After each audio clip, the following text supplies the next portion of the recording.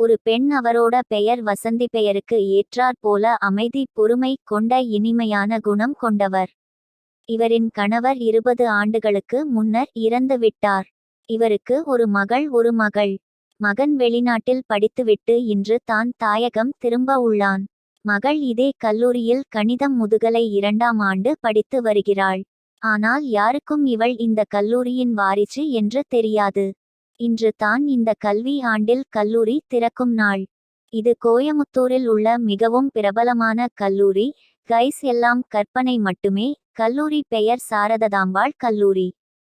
ஒழுக்கம் கல்விக்கு மிகவும் புகழ் பெற்றது. ரேக்கிங் கிடையாது. பெற்றோர்கள் பெண் பிள்ளைகளை பயம் இன்றி இந்த கல்லூரியில் சேர்ப்பர். இன்று கல்லூரி திறப்பதால் அனைத்து மாணவர்களும் மிகவும் உற்சாகமாக வந்தனர்.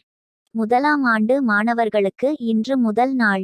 ஆனால் எந்த மாணவர்களின் முகத்திலும் ரேக்கிங் பயமே இல்லாமல் அவர்களின் வகுப்பிற்கு சென்றனர். 9:30 மணிக்கு அனைத்து மாணவர்களும் வகுப்பிற்கு சென்றுவிட்டனர். இன்று முதல் நாள் என்பதால் வசந்தி மேடம் கல்லூரிக்கு வந்துள்ளார். ஒவ்வொரு கல்லூரிக்கும் சென்று புதிய மாணவர்களுக்கு கல்லூரி பழகுவதற்காக ஒரு வாரம் வகுப்புகள் எதுவும் நடக்காது. புதிய மாணவர்கள் அவர்களின் சீனியரிடம் ஆசிரியர்களிடம் பழகுவதற்காக இந்த ஒரு வாரத்தை பயன்படுத்தி கொள்ளுமாறும் சொல்லி விட்டு இந்த கல்லூரிகளுக்கு அடுத்து கடைசியில் இருந்த அவர்கள் அலுவலகத்திற்கு சென்றுவிட்டார். அவரின் பிளவிடம் இந்த ஆண்டு எடுத்த போஸ்டிங் ஆர்டர் எல்லாத்தையும் அனுப்பி இந்த வாரத்தில் வந்து சேருமாறு மெயில் அனுப்ப சொல்லிட்டு அதோடு இந்த வருடம் ஸ்காலர்ஷிப்காக செலக்ட் பண்ணின ஸ்டூடண்ட் விஸ்டும் கேட்டு வேலை எல்லாத்தையும் முடித்து விட்டு இன்று தாயகம் திரும்பும் தன் மகளை அழைத்து வருவதற்காக ஏர்போர்ட்க்கு போயிட்டாங்கப்போதுதான் விமான தரை இறங்குவதாக அறிவிப்பு வந்தது. அவன் எல்லா பார்மாவிடிகம் முடித்து வெளியே வரும் போது 1/2 மணி நேரம் கடந்து இருந்தது.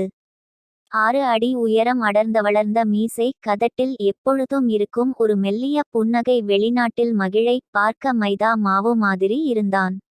தினமும் செய்த உடற்பயிற்சி அவளை மேலும் பிட்டாக காட்டியது.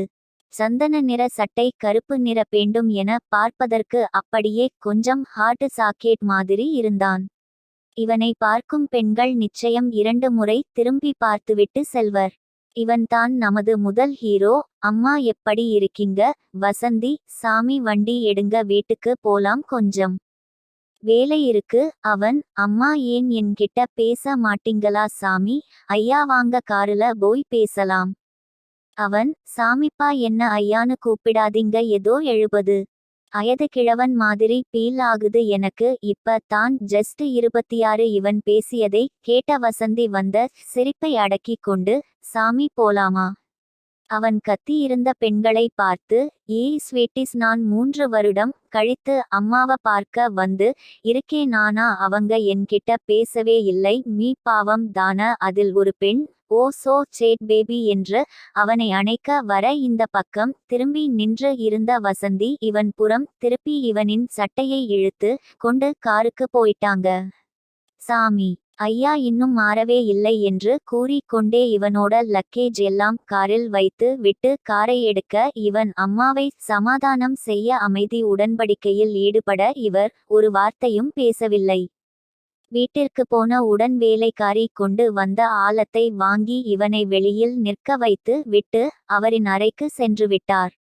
இவனும் இவனுடைய அறைக்கு சென்று குளித்து கீழே வர சமையல்காரம்மா சாப்பிட அழைக்க என்ன செல்விம்மா எப்படி இருக்கீங்க? செல்வி நல்லா இருக்கேன் தம்பி வாங்க சாப்பிடலாம். இவன் அம்மா கிட்ட பேசிட்டு வரேன் இருங்க. இவன் அவரோட அறைக்கு சென்று அவரின் மடியில் படுத்துக்கொண்டே என்னோட வசந்தம்க்கு என்ன ஆச்சு, ஏன் என்கிட்ட பேசவே இல்லை? வசந்தி எப்ப என்கிட்ட கடைசியா பேசுன? இந்தியா வரேன் அப்படின்னு ஒரு மெயில் போடா. அந்த பக்கம் பேசாத நட்சத்திரக்குறி. இவன் சாரிம்மா சீக்கிரம் இங்க வரணும் அப்படின்னு இருந்த எல்லா வேலையும் அவசரமா முடித்து விட்டு வந்து பேக் பண்ணி டைமே இல்லமா சாரி. இந்த அரியா பிள்ளையை மன்னிக்க கூடாதா? பின்னாடி இருந்த பெண் யாருடா இங்க குழந்தை? அமெரிக்காவில் கல்யாணம் பண்ணி குழந்தை பெத்துக்கிட்டு அப்புறம் தான் இந்தியா வந்தையா? இவன் அடியே குட்டி பிசாச்சே, ஒழுங்கா மரியாதையா அண்ணா அப்படின்னு கூப்பிடு. அந்த பெண் போடா உனக்கெல்லாம் மரியாதை கொடுக்க மாட்டேன், நீயும் உன்னோட முஞ்சும் மைதா மாவு. இவன் அம்மா இங்க பாருங்க என்ன மைதா மாவுன்னு சொல்லுறா. வசந்தி, இது தப்புடா அம்மு, இப்படி எல்லாம் கூப்பிடக் கூடாது. இவன் பாரு அம்மாவே சொல்லிட்டாங்க, இனிமே ஒழுங்கா கூப்பிடு. வசந்தி, அம்மு மைதா மாலனு கூப்பிடாத, ரொம்ப பழச்சா இருக்கு, புதுசா ஏதாவது சொல்லு. இவன், அம்மா நீங்களுமா? இவள், yes my dear bro, anyways welcome to India. Doctor Agamagizhan, PhD maths, yes guys. இவனோட பெயர் அகமகிழன். மகி, சாரிம்மா பேசுங்க. வசந்தி, சரிடா வா போய் சாப்பிடலாம். 3 பேருமே சாப்பிட போக மகி, முகி உனக்கு கிளாஸ் இல்ல, 3 மணிக்கு வீட்டுக்கு வந்துட்ட. முகிழனி, இன்னக்கி தான் ஃபர்ஸ்ட் நாள் அம்மா, ஒவ்வீக் என்ஜாய் பண்ண சொன்னாங்க, கிளாஸ் எதுவும் இல்லை, நீ வருவதால் பாதி நாள் லீவ் போட்டுட்டேன். மகி, இனிமே லீவ் போடாத. ஓகே முகிழனி, போடா லீவ் போட்டு, கிளாஸ் கட்டு அடிச்சிட்டு. வெளியில் சுத்தர மாதிரி எதுவுமே இல்லை வசந்தி, நான் இங்க தான் இருக்கேன். மகி, நீங்க தான் அவளுக்கு ஐடியாவே குடுப்பீங்க, உங்கள பத்தி எனக்கு தெரியாது பாருங்க. முகிழனி, போடா வசந்தி. மகி, நீ இந்த வருடம் காலேஜ்ல ஒரு புரோபஸ்ரா ஜாயின் பண்ணணும், யாருக்கும் நீ சாரதா குரூப்ஸ் வாரிக என்று தெரியாம பாத்துக்க. மகி, சரிம்மா. முகிழனி, மமா, இவன் எனக்கு புரோபஸ்ரா முடியவே முடியாது. மகி, வாமா குட்டச்சி உள்ள, எப்படி பழிவாங்க போறேனு. முகிழனி, போடா, நீ தான் எங்க கிட்ட மாட்டிக்கிட்டு முழிக்க மட்டும் பாரு, ஒரு வெள்ளக்கொக்கு. மகி, யார பார்த்து கொக்குன்னு சொன்ன, எருமை இருடி. வரேன். முகிழனி, போடா வெள்ளக்கொக்கு. 2 பேரும் வீடு முழுக்க ஓடி பிடித்து விளையாட. செல்வி, இப்ப தான் வீடு மாதிரி இருக்கு வசந்திம்மா. வசந்தி, ஆமா செல்வி, இதோட அவனும் இருந்தா நல்லா இருக்கும், அல்ப ஆயுகள போய்டான் என்று கண் கலங்க. செல்வி, அம்மா அழாதீங்க, இவங்க 2 பேருக்கும் எதுவுமே தெரியாது, தெரிஞ்சா கஷ்டப்படுவாங்க, விடுங்க. வசந்தி, எப்படி விடுறது செல்வி, அவனும் என்னோட பையன் தானே, என்னோட ரத்தம் நானு. மகி, என்னம்மா உன்னோட ரத்தம் ஏதாவது அடிபட்டு இருக்கா? செல்வி, இல்ல தம்பி, அம்மா இந்த மாசம் ரத்தம் குடுக்க போகணும் அப்படின்னு சொல்றாங்க.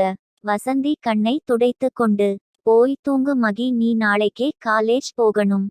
மகி, சரிம்மா. இவன் ரூமுக்கு போனதும் முகிழனி வந்து, அம்மா நானும் பிரண்ட்ஸ் கூட வெளியில் போயிடு வந்துடுறேன் பாய் என்று கூறிவிட்டு போயிடா. வசந்தியும் ரூமுக்கு ரெஸ்ட் எடுக்க வேண்டி போயிட்டாங்க. அதே கோயமுத்தூரில் ஒரு வீட்டில், அம்மா அந்த காலேஜ் நல்லா காலேஜ் தான், நாங்க அங்கே தங்கிக்கறோம், எந்த பிரச்சனையும் பண்ண மாட்டோம் பிளீஸ். அம்மா, அது எல்லாம் முடியாது, இவ்ளோ நாளா போன மாதிரி போறதா இருந்தா போங்க, இல்லையா போகாதீங்க. அப்போது தான் மேலே இருந்து இறங்கி வராங்க நம்ம ஹீரோயின் 2 பேரும். இருவருக்கும் வயது 24. முதலில் வந்த ஆள் 5.5